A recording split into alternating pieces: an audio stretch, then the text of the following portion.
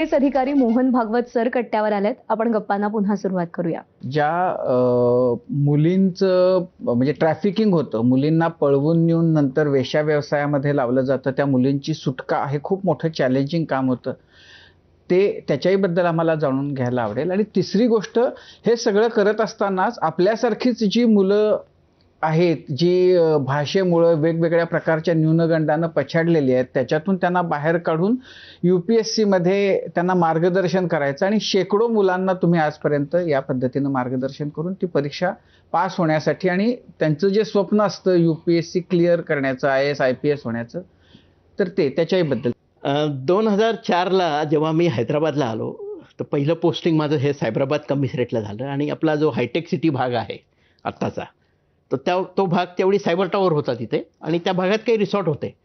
आत्ता तर म्हणजे हा भाग अमेरिकासारखाच झाला आहे, म्हणजे ती परिस्थिती तेवढी नव्हती. तर तिथे एक रिसॉर्ट होता एपिक्युरस नावाचा, आणि मला माहिती आली की ते रायदुर्गम म्हणून पोलीस स्टेशन, की त्या हद्दीमध्ये तो रिसॉर्ट आहे, आणि तिथे रात्री मुजरा चालतो, आणि बाहेरच्या राज्यातनं मुलींना तिथं आणलं जातं, आणि बऱ्याचशा गोष्टी चुकीच्या होतात. आणि तुम्ही त्या पत्रामध्ये सरळ लिहिलं होतं की तुम्ही स्थानिक पोलिसांना इन्व्हॉल्व करू नका.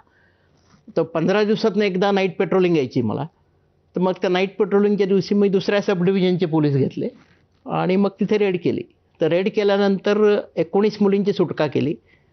एका रूममध्ये एक मुलगी आणि 2-3 पुरुष, असं ते प्रकार चालू होता तिथं वेश्या व्यवसायाचा. आणि मग त्या मुलींशी चर्चा केल्यानंतर लक्षात आलं, कलकत्त्याच्या आपल्या इथल्या पण मुली होत्या, मुंबई पुण्याच्या पण. आणि मग त्या तिथे बेगमपेठ भागामध्ये एका हॉटेलमध्ये त्यांना ठेवलं जायचं. तिथून त्यांना शाळेच्या व्हॅनमध्ये तो जो रिसॉर्ट होता हायटेक सिटीचा, तिथं आणलं जायचं संध्याकाळच्या वेळी, आणि सकाळी परत त्यांना तिथं ड्रॉप केलं जायचं. असं हे 15 दिवस 10 दिवस त्यांना, नंतर मग परत त्यांना पाठवलं जायचं. तर हा प्रकार तिथे चालू होता. तर हा काय प्रकार आहे सगळा मला समजून घ्यायला मला वेळ गेला. आणि त्यावेळी मग हे ह्युमन ट्रॅफिकिंग याला म्हणतात. आणि त्यावेळी तिथे हैदराबादला एक पद्मश्री डॉक्टर सुनीता कृष्णन, त्यांना 2016ला पद्मश्री मिळाली. तर त्या मॅडम, त्यांची प्रज्वला नावाची संस्था होती, यांचं पुनर्वसनाचं काम करायच्या. तर मग त्यांना भेटलो मी. त्यांनी सांगितलं मला सगळं, की कशाप्रकारे ह्युमन ट्रॅफिकिंग चालतं, कशाप्रकारे महिलांना याच्यामध्ये गुंतवलं जातं, आणि त्यांच्याकडनं त्यांचं शोषण कशाप्रकारे होतं, हे नेटवर्क कसं असतं, सोर्स एरिया, डेस्टिनेशन एरिया, या सगळ्या गोष्टी. मग याच्यात आपण आता त्यावेळी नक्षलवाद जवळजवळ संपला होता 2004पर्यंत. त्याच्यात आपण काहीतरी करायचं म्हणून मी ठरवलं. आणि माझ्या सुदैवानं 2005ला नलगोंडा या जिल्ह्याचा SP म्हणून माझी बदली झाली. आमचे गृहमंत्री त्याच जिल्ह्याचे होते. आणि त्या जिल्ह्यामध्ये एक यादगिरी-गुट्टा म्हणून देवस्थान आहे, त्याला सेकंड तिरुपती म्हणतात तिथे.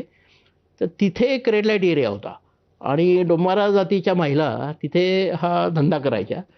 तर म्हटलं आमच्याकडे तर महाराष्ट्रामध्ये तर ते तारेवर चालतात किंवा बाकी कसरती करतात, हे असे कामं नाही करत. तर ते म्हणे नाही, इकडे ते पिढी जाते म्हणे, त्या मुलगी जन्माला आली तर तिला हा धंदा केला पाहिजे. म्हटलं हे चुकीचं आहे. तर 2003ला एक शासनानं आमच्या GR काढलेला होता, की दर महिन्याला ह्युमन ट्रॅफिकिंग संबंधी कलेक्टरनं मिटिंग घ्यायची, SP आणि सगळ्या संस्थांची, आणि अशा काही केसेस असतील तर त्यांचं पुनर्वसन करायचं. मग मी कलेक्टर साहेबांना सांगितलं, सर आपण काहीतरी करू. मग त्या प्रकल्पाचं नाव आसरा प्रकल्प असं आम्ही ठेवलं.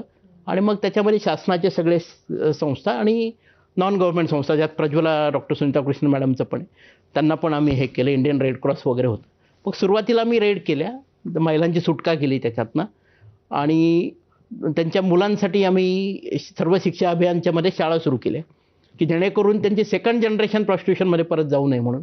1 वर्ष ती पूर्ण शाळा 24/7. त्यानंतर मग त्यांचं एज आणि ॲप्टिट्यूड बघून त्यांना परत रेग्युलर शाळामध्ये प्रवेश, अशा प्रकारे ती शाळा होती. 2 वर्ष हा प्रकल्प, प्रोजेक्ट आसरा, ज्याच्यामध्ये आम्ही जी काही मुलं होती, तरुण मुलं जे बडव्याचं काम करायची, सुरुवातीला आम्ही अटक केली होती, पण नंतर मग त्यांना आम्ही सिक्युरिटी गार्डचं ट्रेनिंग दिलं, आणि देवस्थानच्या सुरक्षतेसाठी त्यांना आम्ही गार्ड म्हणून नेमलं. या महिलांचं ज्यांची सुटका केली होती त्यांच्यासाठी आम्ही व्होकेशनल गायडन्स सेट 3-3 महिन्याचे प्रोग्राम हे केले. त्यांना सॉफ्ट स्किल दिले.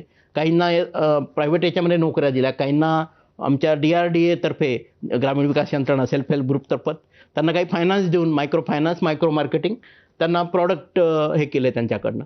तर 2 वर्षामध्ये जवळजवळ 90% तिथलं प्रॉस्टिट्यूशन आम्ही त्या रेड लाईट एरियामधलं संपवलं आणि मग या प्रकल्पाला 2006 साली अमेरिकेचे परत बॉस्टनला 2 पुरस्कार मिळाले होते, लॉ एन्फोर्समेंट आणि ह्युमन राईट प्रोटेक्शन असे 2 अवॉर्ड. आणि माझं हे काम बघून मग त्यावेळी जे DGP होते आमचे स्वरणजित सेन आणि त्यावेळी आपल्या केंद्रीय